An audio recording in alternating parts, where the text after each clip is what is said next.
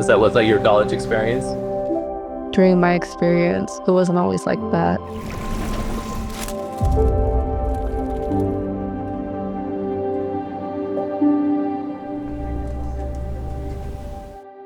My name is Marisa Ramos Martinez. I'm a current fourth-year clinical psychology student at University of Texas, Rio Grande Valley, and I'm a single mother. I'm Will McKay from Rhinelander, Wisconsin. I'm just a 46-year-old college student attending Nicolet College for nursing. I'm Isabella Kelly, but I go by Bella, and I'm from New Orleans, Louisiana. I'm completely financially independent. My name is Alana Taylor. I go to Governor State University. I have a part-time job, so I work through college.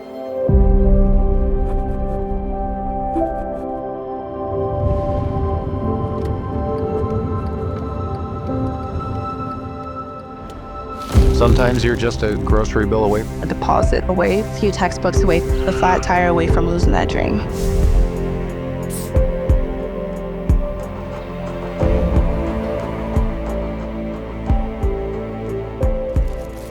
I work in the fields before going to college. My coworkers told me, remember how hard it is working out here in the fields, so that when it gets hard in college, you don't give up. My mom was the first one to get a college degree. Seeing the hard work and dedication she was putting into her life made me want to also do the same.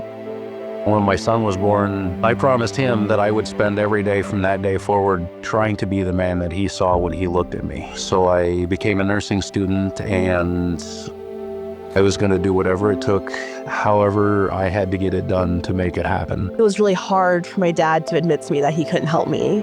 His credit was just too bad, but he still just kept going. I have to keep going. I worked at a restaurant on the weekends, and I worked for the school newspaper during the weeks. And I just somehow was able to start making it work. Once you feel like you figured it out, you have it. I was on the expressway and my tire had popped off my car.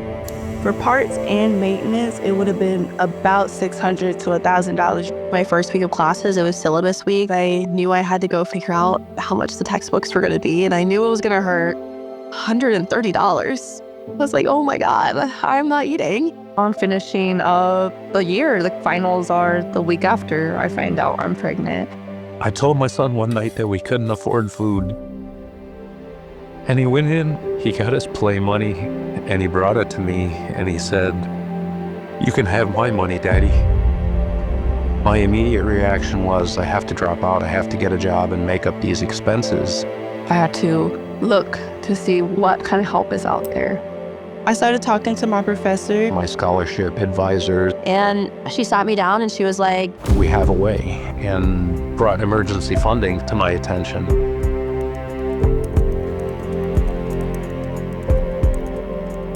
With the $700 that I received, I was able to secure family housing for me and my child.